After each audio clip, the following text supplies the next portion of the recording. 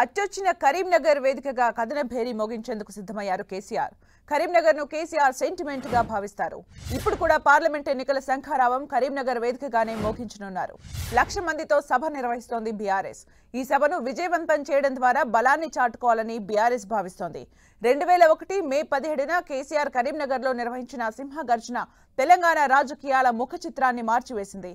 ఆ తర్వాత 2004, 2008లో కరీంనగర్ నుంచి కేసీఆర్ ఎంపీగా పోటీ చేశారు. 2011 సెప్టెంబర్ 23న కరీంనగర్లో జరిగిన బహిరంగ సభ వేదికగా సకల జనుల సమ్మెకు పిలుపునిచ్చారు. 2014 ఏప్రిల్ 13న సార్వత్రిక ఎన్నికల శంఖారావం పూరించారు.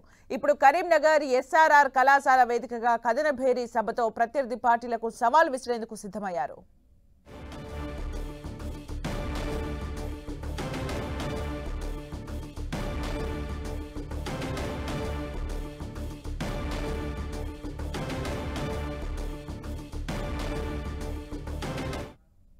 ఇక పూర్తి సమాచారం మా ప్రతినిధి సతీష్ సభా వేదిక నుంచి అందిస్తారు. సతీష్.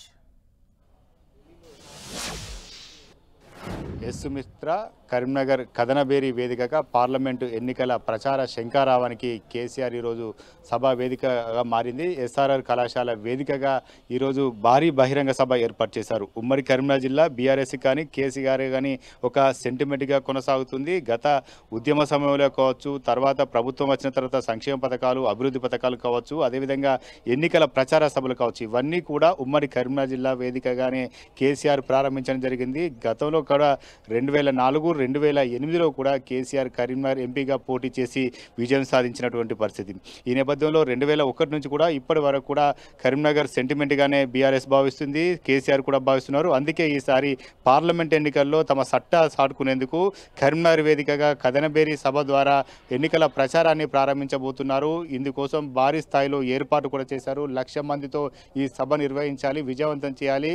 ఎన్నికల తర్వాత ఇప్పటి కూడా బీఆర్ఎస్ తమ బలం తగ్గలేదని చెప్పి ఒక బల ప్రదర్శన ప్రదర్శించుకునే విధంగా బీఆర్ఎస్ పార్టీ శ్రేణులంతా కూడా అన్ని ఏర్పాటు చేశారు. 1,00,000 మందిని సభకు తరలించాలని చెప్పి సంకల్పంతో వారంతా కూడా ఇప్పటి కూడా పనుల్లో నిమగ్నమైనటువంటి పరిస్థితి.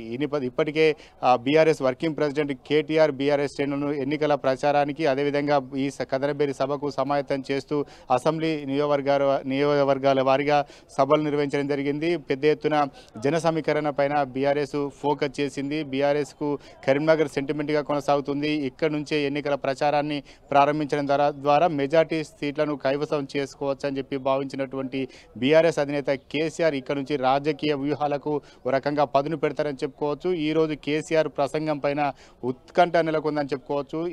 కేసీఆర్ ఎటువంటి అంశాలను ప్రస్తావిస్తారు, కాంగ్రెస్ బీజేపీ పైన ఎటువంటి విమర్శలు చేస్తారు అనేది మాత్రం ఆసక్తిగా మారింది. అధికారంలోకి వచ్చిన తర్వాత కాంగ్రెస్ తెలంగాణలో ఎటువంటి పథకాలను అవలంబిస్తుంది, అది ప్రజలకు చేరువవుతుందా లేదా అని చెప్తూనే గతంలో బీఆర్ఎస్ హయాంలో జరిగినటువంటి అభివృద్ధి సంక్షేమాన్ని కూడా వివరించే అవకాశం ఉంది. దీంతోపాటు బీఆర్ఎస్ శ్రేణులను ఎన్నికలకు సమాయత్తం చేస్తూ జోష్ నింపే విధంగా కేసీఆర్ ప్రసంగం ఉంటుందని చెప్పి ఇటు బీఆర్ఎస్ భావిస్తుంది. ఈ నేపథ్యంలో భారీ ఏర్పాట్లను చేశారు. గతంలో కంటే ఈసారి భారీ జన సమీకరణ పైన ఫోకస్ చేశారు. బీఆర్ఎస్ బలం తగ్గలేదని చెప్పి నిరూపించుకునే విధంగా ఏర్పాటు చేశారు. కరీంనగర్ అంతా కూడా ఇప్పటికే గులాబీమయమైన పరిస్థితి.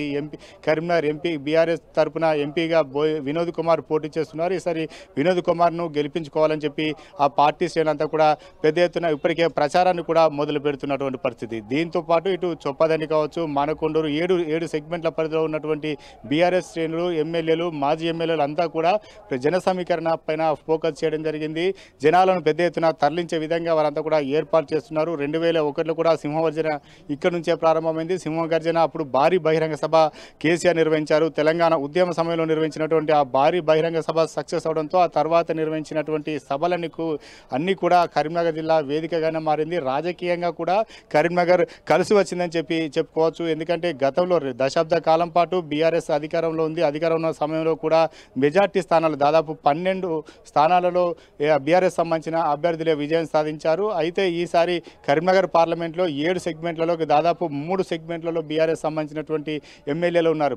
ఇవన్నీ కూడా ప్రస్తుతం అయితే గత అసెంబ్లీ ఎన్నికల్లో కరీంనగర్ సెగ్మెంట్లో అభ్యర్థులు ఓడిపోయినప్పటికీ దాదాపు మెజార్టీ 5,000 పైచులకు మెజార్టీ ఎక్కువగా మిగతా పార్టీల కంటే సాధించింది. అవన్నీ కూడా లెక్కలు వేస్తూ వాటిని కూడా కులంకుశంగా వివరించేందుకు బీఆర్ఎస్ అధినేత ఇక్కడికి వస్తున్నట్టు తెలుస్తుంది. ఖచ్చితంగా కాంగ్రెస్ బీజేపీలను టార్గెట్ చేస్తూ కేసీఆర్ ప్రసంగం ఉంటుంది. ఆ ప్రసంగంలో ఎటువంటి అంశాలు ఉంటాయి, జాతీయ రాజకీయాల్లో కీలకంగా వెళ్ళాలి, ఇప్పటికీ మెజార్టీ స్థానాలు సాధించుకోవాలి, అసెంబ్లీ ఎన్నికల తర్వాత జరగబోయే పార్లమెంట్ ఎన్నికల్లో ఖచ్చితంగా బీఆర్ఎస్ ఖచ్చితంగా సత్తా చాటాలని చెప్పి భావిస్తున్న నేపథ్యంలో కేసీఆర్ వ్యూహాత్మకంగా అడుగులు వేస్తున్నట్టు తెలుస్తుంది. ఇప్పటికే పార్టీ శ్రేణులంతా కూడా సమాయత్తం చేస్తున్నారు. పార్టీ శ్రేణులకు బీఆర్ఎస్ వర్కింగ్ ప్రెసిడెంట్ దిశానిర్దేశం చేస్తున్నారు. మెజార్టీ స్థానాలను గెలిపించుకోవడం కాదు, క్షేత్రస్థాయిలో ఉన్నటువంటి క్యాడర్కు భరోసా ఇచ్చేటువంటి కార్యక్రమాలు చేయాలి, ఎప్పటికి కూడా బీఆర్ఎస్ బలంగా ఉందని నిరూపించుకునే ప్రయత్నం చేయాలని చెప్పి ఇప్పటికే పార్టీ శ్రేణులకు దిశానిర్దేశం చేస్తున్నారు. దాదాపు మరొక 2 గంటల్లోనే కేసీఆర్ ఇక్కడ రాబోతున్నారు. కేసీఆర్ కథనబేరి